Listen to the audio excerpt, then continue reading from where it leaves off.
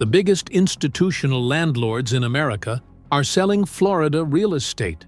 Invitation Homes, the largest single-family rental company in the country with over 86,000 homes on its books, has been restructuring its Sunbelt exposure. American Homes for Rent has done the same. Redfin data confirms investor purchases fell 18% year-over-year in Orlando, 14% in Miami, and 14% in Fort Lauderdale in the third quarter of 2025. 6 of the 8 largest publicly traded house landlords in the country sold more homes than they bought in the same period. That is the Florida that CNBC is covering. That is the Florida getting the headlines. But here is what the headlines are not covering. In 10 specific Florida towns, most of which you could not find on a map without looking them up, cash buyers are still moving in. Builders are still breaking ground. And median home prices are sitting under $275,000 while the rest of the state cools off. So when you scroll Zillow tonight and see a 3-bedroom house in Florida listed for $159,000 or $245,000, and your gut tells you something has to be wrong with it, by the end of this video, you will understand exactly what is actually happening. Because the smart money in Florida, real estate is not on cable news anymore. It walked away from cable news about 2 years ago and started buying in towns most home buyers cannot pronounce. We are going to rank all 10 towns, tell you which one we would not personally touch even at the price point we are about to give you, and explain the specific Florida constitutional tax provision that is driving more inland migration right now than any single piece of reporting in this country has accurately described. My name is David Cole. I am the editor-in-chief of Housing Intel. This channel exists because the real estate industry has a financial interest in telling you things are fine. Our job is to show you what the data actually says before the mainstream news gets around to reporting it. If this kind of analysis is useful to you, consider becoming a channel member. Members directly support the research and production that goes into every report we publish. The button is right below this video. Even a small contribution keeps this operation independent and keeps the data coming 3 times a week. Now let us get into what the numbers actually show. Here is the Florida the headlines describe. Florida realtors reported the statewide median single-family home ended 2025 at $413,990. Cotality, formerly CoreLogic, ranked Florida the worst-performing state in the country for home prices in 2025. Insurify data shows the average Florida homeowner paying $8,292 a year just to insure their house. That is the highest in America, up 18% in a single year. The 4 worst-performing housing markets in the entire country on the most recent FHFA House Price Index are all on the Florida coast: Punta Gorda, Cape Coral, and Fort Myers, Northport and Sarasota, and Naples. Every single one is coastal. If that is all you read, you would think Florida is over. You would think the whole state is collapsing under hurricanes, insurance bills, and stale inventory. On the coast, parts of that picture are real. But Florida is not one market. Florida is 2 markets that got fused together a long time ago and are now pulling apart in slow motion. The coastal Florida market is in genuine distress. Wolf Street tracked active listings in the largest Florida metros, hitting roughly 182,000 in May of 2025, the highest number Realtor.com has on record going back a decade. Days on market in Florida averaged 79 days in August of 2025, compared to 49 days nationally. The other Florida is a completely different market, with completely different math. Inland Florida, the Heartland, the Panhandle Interior, the I-4 corridor, the places that are not Orlando. That is the Florida these 10 towns live in. And that is where we start. Number 10 is Inverness in Citrus County, about 75 miles north of Tampa. The median sale price runs around $250,000 at the city level, with Citrus County overall tracking at $280,000 according to the most recent Redfin County data. Inverness sits fully inland. Its Withlacoochee State Trail runs 46 miles and is the longest paved rail trail in Florida. The 1894 courthouse downtown is listed on the National Register of Historic Places. None of that matters to the buyer profile we are tracking. What matters is that Citrus County's inland position means flood zone exposure is materially lower than coastal Hernando or Levy County waterfront. First Street rates only about 31% of properties in the county at severe flood risk over 30 years. Moderate by Florida standards. Insurance here runs a fraction of what coastal Citrus pays. For a buyer moving from Sarasota, the annual savings on insurance alone can run into several $1,000s. Number 9 is Defuniak Springs in Walton County in the Florida Panhandle. The median sale price runs around $220,000 according to Redfin, with the trailing 12-month median closer to $260,000. Walton County is famous for 30A, the stretch of coastline between Destin and Panama City Beach, where median list prices run over $1 million. Defuniak Springs sits 25 miles inland from those beaches, just off Interstate 10. Same county, same school district in parts. Roughly a quarter of the coastal price tag. The town is built around Lake Defuniak, one of only 2 naturally round spring-fed lakes in the world. That is local character, not investment thesis. The investment thesis here is the insurance differential and the price differential from the coast, compressed into the same county. Number 8 is Dunallen in Marion County, about 25 miles southwest of Ocala. Redfin and Rocket Homes data put the median sale price around $275,000, with the broader Marion County median tracking similarly. Dunallen sits at the confluence of the Rainbow and Withlacoochee rivers. Rainbow Springs pumps roughly 600 million gallons of 72-degree water per day, year-round. Here is what makes Dunallen matter for the data we are tracking. Parkle Labs research flagged the broader Ocala and Marion County market as a top-tier metro for new construction share nationally, meaning a meaningful chunk of new listings here are coming from homebuilders, not from existing distressed owners. That is a different demand signal than what you see in a market propped up only by cash buyers absorbing old inventory. Number 7 is Avon Park in Highlands County, deep in the Florida heartland on the Lake Wales Ridge. Redfin city-level data shows a median around $210,000, with Homes.com trailing 12-month figures closer to $259,000. Highlands County is one of the lowest flood risk markets in peninsular Florida. First Street rates only about 6% of properties there at severe flood risk. 6%. Compare that to Lee County, where Redfin migration data shows inventory still elevated and prices declining year over year. And the contrast is not subtle.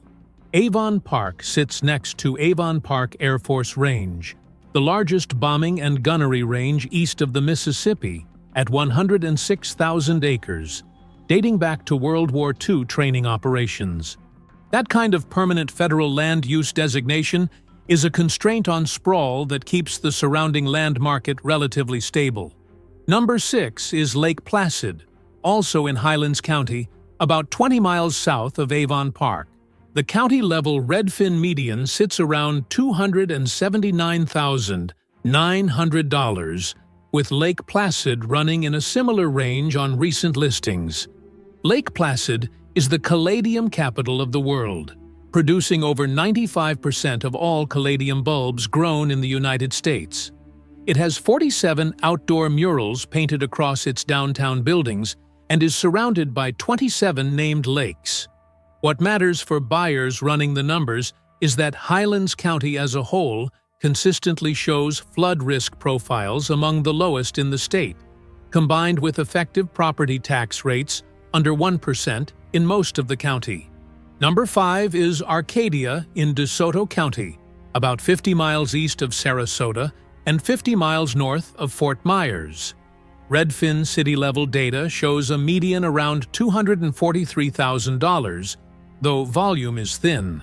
The more reliable DeSoto County median sits around $272,500. Arcadia is Florida's rodeo capital. The Arcadia All-Florida Championship Rodeo dates back to 1928, the oldest continuously running rodeo in Florida. The town is also home to Florida's largest antiques district, with more than 20 shops anchoring its historic downtown. More importantly, DeSoto County sits inland of both the Lee County and Charlotte County coastal markets that have suffered the sharpest price corrections in the entire country. Buyers priced out of or fleeing those coastal markets have a straight shot to Arcadia, with materially different insurance exposure. Now here is the question we get every time we cover towns like these. Why is money showing up in towns most home buyers cannot pronounce when Naples and Cape Coral are sitting on bigger discounts than they have offered in 5 years? The answer is the specific Florida constitutional tax provision I promised you in the opening. It is called Save Our Homes Portability, and it is written into the Florida Constitution as of January 2021, with a 2020 window extended to 3 years. Here is how it works. Florida's homestead exemption caps the annual increase in your home's assessed value at 3%, or the Consumer Price Index, whichever is lower. For 2025, the cap was 2.9%, per the Florida Department of Revenue. Over 10, 15, 20 years of ownership, the gap between your assessed value and your actual market value can grow into hundreds of thousands of dollars of protected tax basis. That gap is called the Save Our Homes differential. Since 2008, you can take that differential with you. Up to $500,000 of accumulated Save Our Homes protection can be transferred to a new homestead anywhere in Florida within 3 tax years of leaving your old home. That is not a loophole. That is a constitutional provision ratified by Florida voters. It is written into Article 7 of the Florida Constitution. Here is what that means in practice. A Boca Raton homeowner who bought in 2005 at $400,000 might have a current market value of $800,000 and an assessed value of only $450,000. That $250,000 differential represents a permanently lower property tax bill. When that homeowner sells and buys a $245,000 house in Quincy or a $275,000 house in Dunalone, they can port up to $500,000 of that differential to the new property. Their property tax bill does not reset to current market rates. It follows them. That is not a sentiment story about retirees wanting a slower pace of life. That is a constitutional tax arbitrage that the rest of America does not have an equivalent of. We are about halfway through this analysis, and I want to pause here for a moment. If this research is useful to you, one of the best ways you can support the channel is by hitting Super Thanks on this video. It is the button right under the player. It sends a direct contribution that goes straight to supporting the research, the data access, and the production work behind every report. If this video has already given you something useful, the Super Thanks button is the most direct way to say so. Now back to the data. Number 4 is Brooksville in Hernando County, about 50 miles north of Tampa. The Hernando County overall median sits around $330,000 according to Redfin, with Realtor.com tracking Hernando's median listing price at roughly $351,000 in late 2025. Brooksville sits on rolling terrain between 100 and 180 feet of elevation, which is unusually high for Florida. It sits at the edge of the 157,000-acre Withlacoochee State Forest. Realty Track data shows Hernando County carrying more than 800 active foreclosures, which tells you exactly why small portfolio investors, the kind Parkle Labs describes as the actual majority of investor buyers with fewer than 10 properties, are paying attention to this market. The foreclosure inventory represents distressed sellers, motivated pricing, and acquisition opportunities that the institutional money currently retreating from coastal Florida will not touch. Number 3 is Perry in Taylor County, on the Florida Big Bend. And Perry is the town we would not personally buy in, even at the price point we are about to give you. The most recent Redfin city-level median for Perry is around $149,000. Taylor County overall sits around $166,000. Here is why we flag it with a warning. Perry took a direct landfall hit from Hurricane Idalia as a Category 4 storm in August 2023. Then it took a direct landfall hit from Hurricane Helene as a Category 4 storm in September 2024. Then Hurricane Milton sideswiped the region in October 2024. 3 major hurricanes in 13 months. First Street rates 49% of properties in Taylor County at severe flood risk over the next 30 years, the highest of any town on this list. Citizens Property Insurance has been dropping policies in counties like Taylor faster than the private market can replace them. Some YouTube channels have quoted a $14,000 median home price in Perry. That number is wrong. It does not appear in any primary source we can verify. We went through Redfin, Zillow, Rocket Homes, and county-level deed data on Taylor County to confirm it.